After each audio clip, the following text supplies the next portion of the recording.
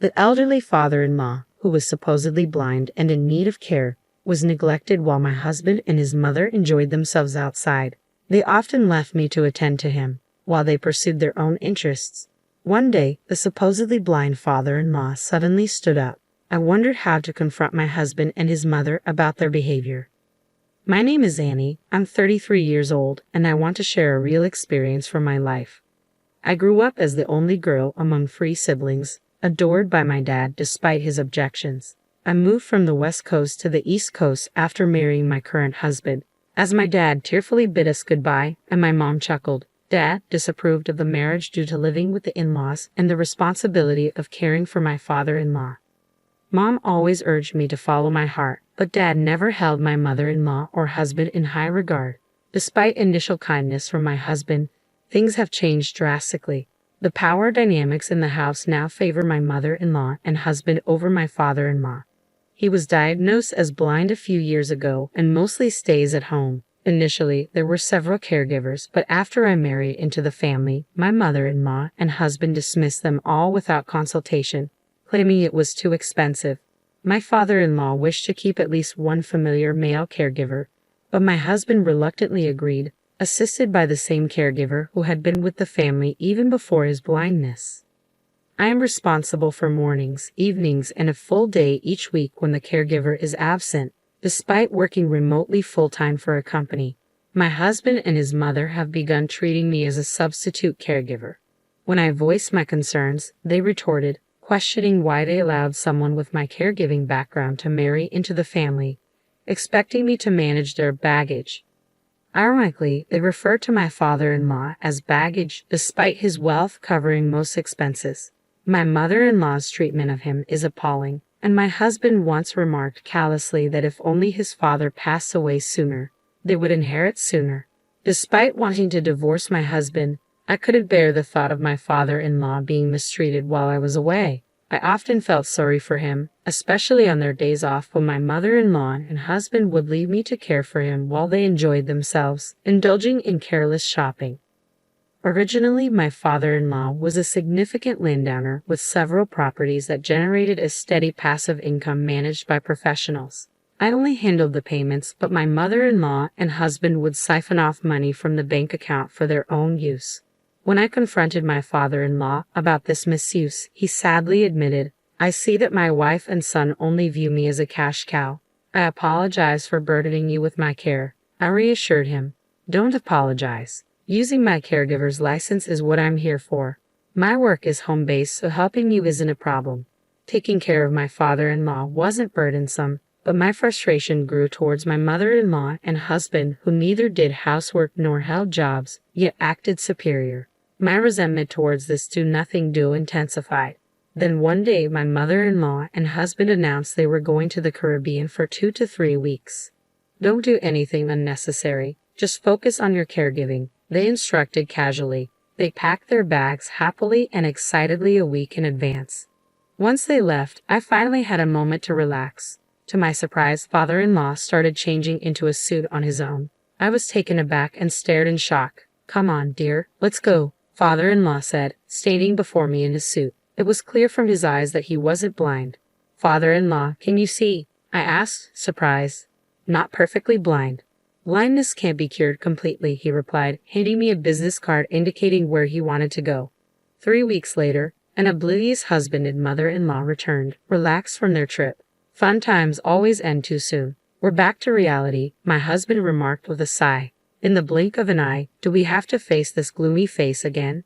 Next time, let's go to the Maldives, my mother-in-law added. Within 10 minutes of their return, the doorbell rang. I answered through the monitor and found 2 men in suits standing there.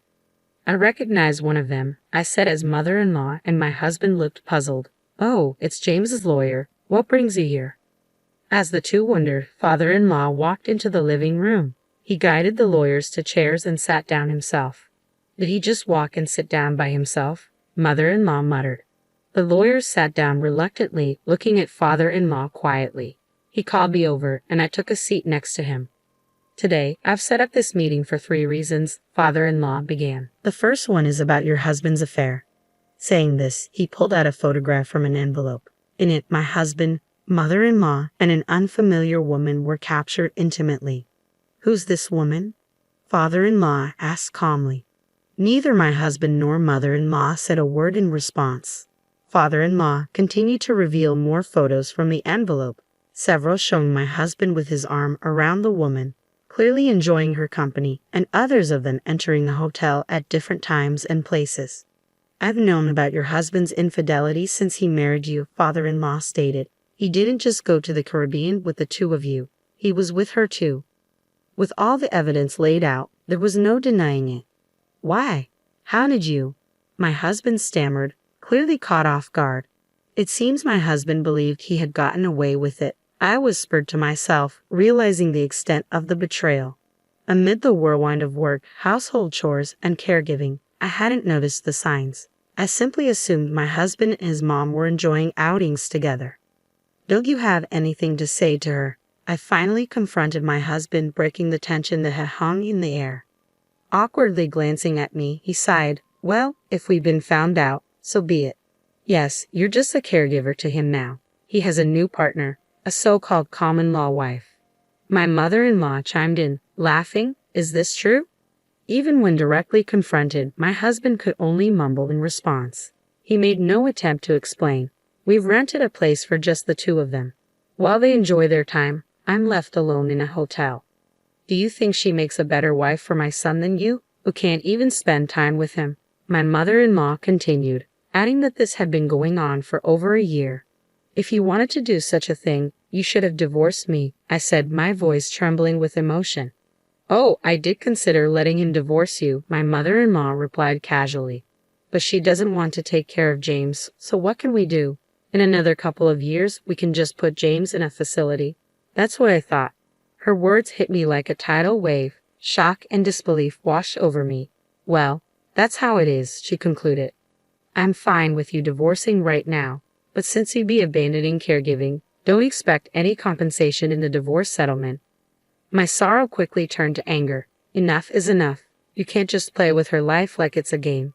Father-in-law, suddenly filled with energy, jumped up and yelled at the two of them. My husband and mother-in-law were taken aback. But you've been hiding something too, father-in-law continued, his voice sharp. You can actually see, can't you? Otherwise, how could you walk around your room and sit down by yourself? Mother-in-law quickly retorted, That's right, you lied to us.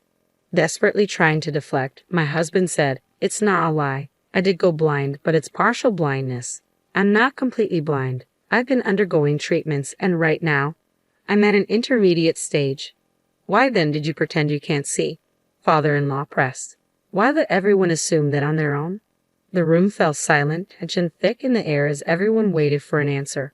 When I woke up one morning with bad eyesight, I went to the hospital with a caregiver and returned in a wheelchair. It was then that I saw all of you jumping to conclusions, making funny faces in front of me, thinking I couldn't see you.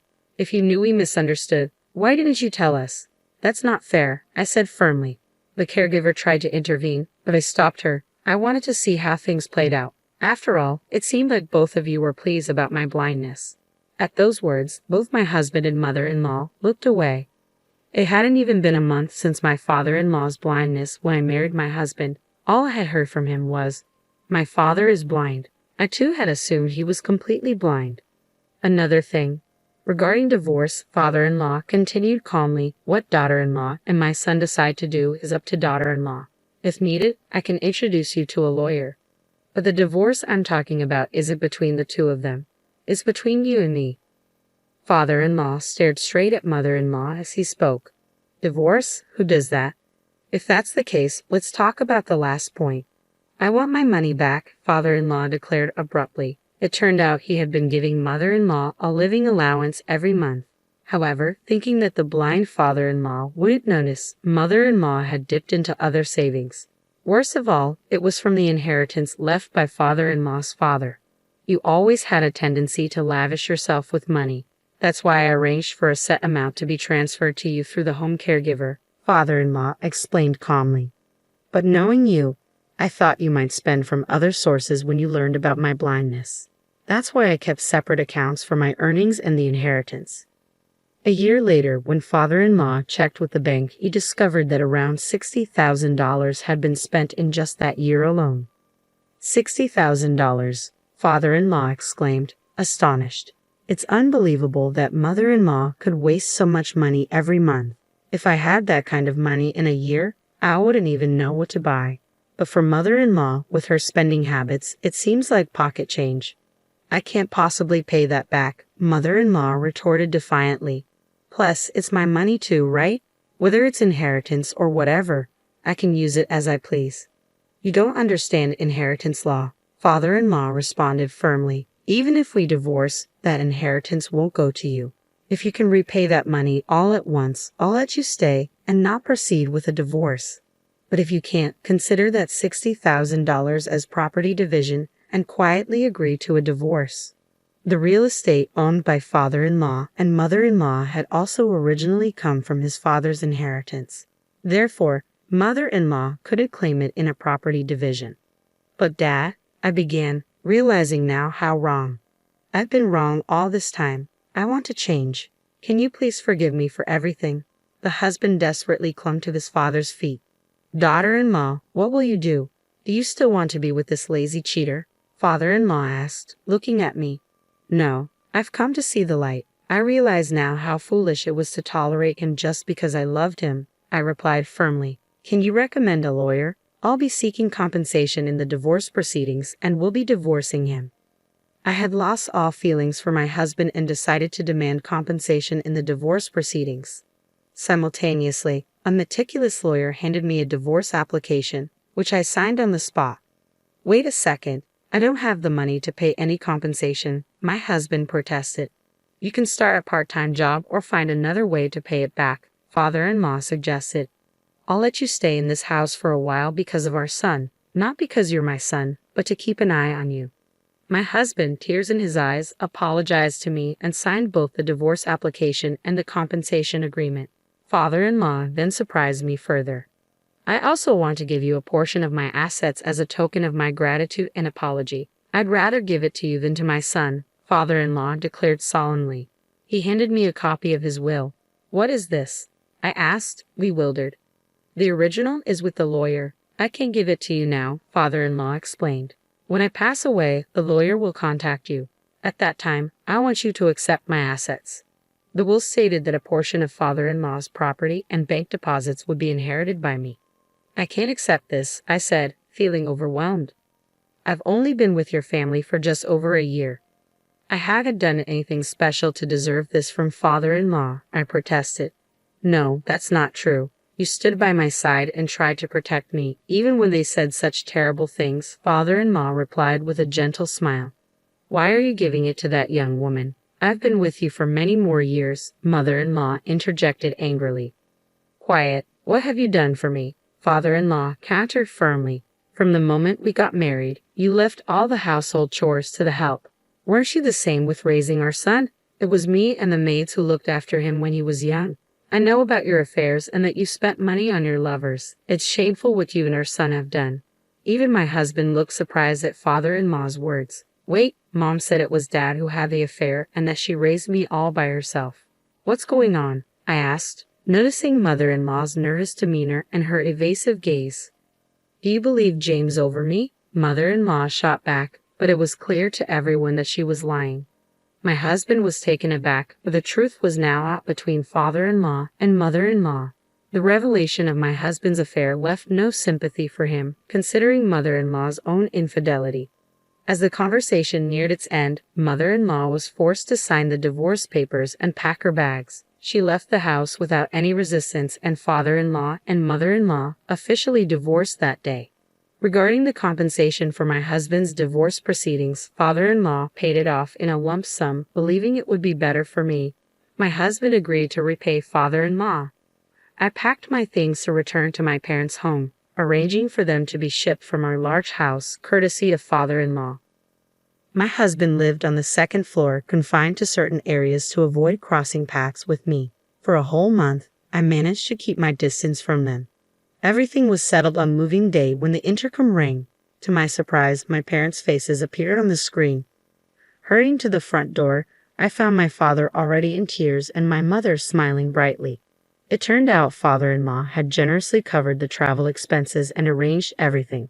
Although I had only informed my parents about my divorce, they already knew about the challenging year I had faced. Apparently, father had received a call from father-in-law about 6 months after my wedding. Father-in-law had been honest about the situation, saying, "I'll take responsibility and straighten him out. I'd like you to wait a little longer before coming to get her." After hearing everything from mother-in-law to my husband to father-in-law, father understood that simply telling me to come back wouldn't be enough to convince me. It's hard for anyone to accept infidelity claims about someone they love, especially without evidence or valid reasons. So, he chose to trust father-in-law's judgment. 2 years have passed since then, and it seems my husband has been gradually repaying father-in-law. Fortunately, my job, which has always been fully remote, allowed me to live anywhere. I still occasionally keep in touch with father-in-law, and my work is going well. Although I once worried I might grow disillusioned with love, that's not the case. I found happiness again with a new boyfriend and am enjoying a relaxed and contented life with my family.